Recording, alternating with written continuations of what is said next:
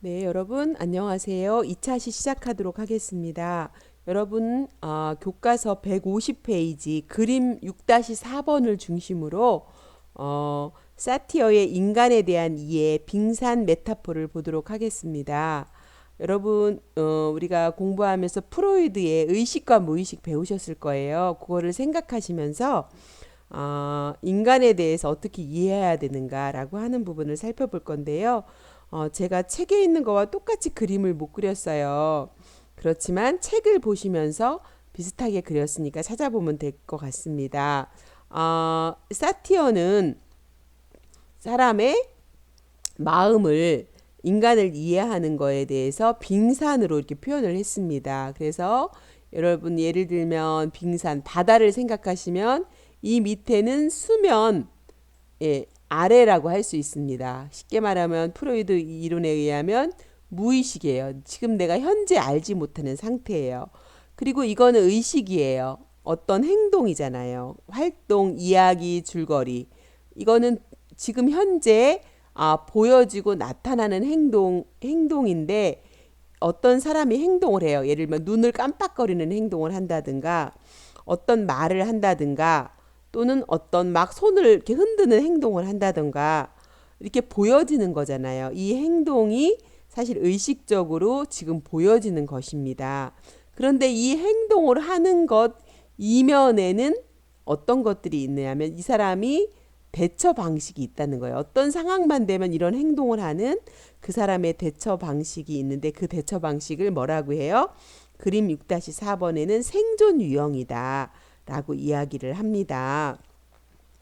자, 그래서 어떤 사람은 누가 자극을 주면 그 자극에서 어떤 사람은 이렇게 알게 예스 예스 하고 순응하는 대처 방식을 가진 사람도 있고 누가 무슨 얘기를 하면 공격하는 대처 방식을 가진 사람도 있고 어떤 사람은 합리적으로 이야기를 주고받는 대처 방식을 갖는 사람도 있을 거예요. 그래서 사람마다 생존하기 위해서 갖고 있는 대처 방식이 있다라고 이야기합니다. 근데 그 대처 방식 밑에 보면 뭐가 있어요? 감정이 있어요. 그런 대처를 할 때에 그 사람에게 따라오는 감정이 있는데 그 감정에는 기쁨이 있고 흥분이 있고 분노가 있고 두려움이 있고 억울함이 있고 슬픈 감정이 있다라는 거예요. 그래서 이 감정을 알아차리는 거, 감정과 느낌. 근데 이 감정과 느낌 밑에는 뭐가 있냐면 감정에 대한 감정이 또 있습니다. 예, 그리고 그 밑에는 지각이 있습니다. 어떻게 내가 지각하느냐, 판단하느냐라고 하는 거죠. 지각 판단은 신념, 가치관, 가치 판단, 주관적 현실, 이해 이런 것들을 이야기할 수가 있겠습니다. 그 지각하고 판단하는 것 밑에는 또 뭐가 있냐면 기대가 있다라는 거예요. 기대. 그래서 기대는 자신에 대한 기대가 있고 타인에 대한 기대가 있고 나에 대한 기대가 있다. 꼭 기대가 남에 대한 기대만 있는 게 아니다라고 하는 거죠. 그리고 기대 밑에는 간절히 원하는 열망이 있다는 겁니다. 그래서 열망은 보편적인 소망이죠. 사랑받고 싶은 열망, 수용받고 싶은 열망, 인정받고 싶은 열망, 성취하고 싶은 열망, 자유롭고 싶은 열망이 있다는 거죠. 그 열망 밑에가 뭐냐면 셀프라는 거예요. 진정한 자기라는 거예요. 그래서 진정한 자기에는 뭐가 있어요? 생명력이 있고 정신이 있고 본질이 있고 그 사람의 영혼이 있다라고 합니다. 그래서 결국은 우리가 의사소통을 하면서 인간을 이해할 때 셀프까지 내려오는 거, 진정한 자기를 찾는 거가 이 셀프까지 내려오는 거다라고 사티어는 이야기를 하고 있습니다. 그런데 많은 사람들은 아마도 행동을 했을 때 감정과 느낌까지 이렇게 오게 되는 경우가 많습니다. 그래서 음, 누군가가 어떤 비난과 자극을 했을 때 불쾌하고 때로는 분노하고 두려워하는 감정까지만 사용하고 그 밑에는 이렇게 통찰이 되지 않는 그런 경우가 많이 있습니다. 그래서 주로 이런 불편한 감정을 가지고 치료실에 오게 되는 경우가 많이 있습니다. 그러나 그 감정 밑에는 어떤 생각과 판단을 하기 때문에 감정이 따라오고 어떤 기대가 있었기 때문에 그런 지각을 판단을 했는 것이고 또 그 기대 밑에 어떤 열망이 있었기 때문에 그렇게 행동을 했는지 그런 자기 자신의 셀프까지 깊게 깊게 내려가는 것 이것이 사티어가 인간을 이해하는 그러한 빙산 메타포였다라고 하는 것들을 살펴보시면 좋을 것 같습니다. 자, 이것들을 이해하시면서 예를 들면 내가 이렇게 늦은 그런 나이에도 늦은 나이라는 게 말이 앞뒤가 안 맞네요. 내가 이렇게 50대에도 공부를 이렇게 힘들지만 하는 이유가 있잖아요, 우리들이요. 그런 나의 행동을 이렇게 공부를 할 때 내 감정은 어떤가? 되게 뿌듯할 수도 있고 어떨 때는 막 귀찮을 때도 있고 있잖아요. 그런데 뿌듯할 때가 더 많을 거예요. 성취감이 느껴질 때가. 이런 감정 밑에는 어떤 지각, 판단이 있어서 그럴까? 예를 들면 어떤 지각이 있을 수 있을까요? 나는 그동안 자녀들 키우느냐고 내 거를 못했어. 그동안 공부를 하고 싶었지만 기회가 없었어. 그래서 나는 배움에 대한 그런 어떤 생각, 어떤 것들이 많이 있겠죠. 그래서 나는 공부를 하고 싶다라고 하는 그동안 지각이 있었을 겁니다. 그런데 이 공부를 하고 싶다라는 지각 밑에는 어떤 기대가 있을 거예요? 공부를 통해서 나는 더 이렇게 다른 곳에 영향력을 주고 싶은 사람이 되고 싶다든가 또 이런 기대는 자신에 대한 기대, 내가 좀 학력에 대한 컴플렉스를 극복하고 싶다든가 또 타인으로부터 내가 인정받고 싶다든가 내가 나에 대해서 만족감을 느끼고 싶다든가 이런 기대가 있을 수가 있겠죠. 그런데 이 기대 밑에는 어떤 열망이 있을까요? 예, 내가 존중받고 싶다든가 또 내가 다른 사람으로부터 수용받고 싶은 또 학력에 대해서 자유로운 이런 열망이 있을 수도 있습니다. 그래서 결국은 내가 나라는 존재로서 내 스스로가 본질적으로 어떤 이런 배움에 대해서 더 막 활력을 느끼고 또 정신적으로도 안정을 갖는 이런 부분이 자기가 추구하는 그런 열망 밑에 셀프까지 찾는 이런 부분으로 여러분이 어떤 주제를 가지고 내가 나를 한번 내 마음을 이해해 보는 그런 시간으로 적용해 보는 것도 도움이 될 것 같아서 제가 여러분들하고 예를 들어서 한번 살펴보았습니다. 그래서 여러분이 인간의 마음을 이해할 때 이 사티어의 빙산 메타포를 활용해서 하나하나씩 이렇게 감정은 어떤 감정이어서 이런 행동을 했는지부터 이렇게 옆에다 쭉 적어 보시면 진짜 자기가 열망하는 셀프를 만나게 될 것이다 라고 하는 이 도표를 잘 활용하시면 될 것 같습니다. 정말 우리가 어디 가서 상담을 한다는 게 바로 이 셀프까지 내려가는 거 아니면 열망까지 내려가는 것까지 내려가 본다면 여러분이 아하하고 자각하고 깨닫게 되고 이걸 가지고 표현하는 의사소통을 한다면 상당히 일치적인 의사소통을 할 것이라는 그런 생각을 합니다. 그런데 이런 의사소통을 하는 것이 가정에서 이루어져야 된다. 먼저 사티어는 이렇게 이야기를 하고 있는 거죠. 그래서 사티어는 가정은 서로를 존중해주고 사랑해주는 관계다. 또 한 가족이 된 것을 가족으로서 즐겁게 생각하고 또 재미있게 지내고 서로를 친구처럼 믿고 좋아하고 존중받아야 하는 곳이 가정이다라고 사티어는 이렇게 이야기했습니다. 그래서 이러한 모습들이 인간의 성장 단계에 매우 큰 영향을 미치게 되고 또 대인관계의 형성에도 큰 작용을 하게 된다라고 사티어는 이야기를 하고 있습니다. 그래서 사티어가 개발한 5가지 의사소통 유형이 있습니다. 여러분 5가지 의사소통 유형을 여러분이 해석을 받기 전에 여러분들이 한번 체크를 해보고 하시면 좋을 것 같습니다. 여러분 교과서 154페이지를 먼저 펴보시면 좋을 것 같습니다. 자, 여러분이 154페이지를 펴보시면 다음에 사티어의 의사소통 유형 검사지에서 자신의 유형을 체크해 보자 이렇게 되어 있습니다.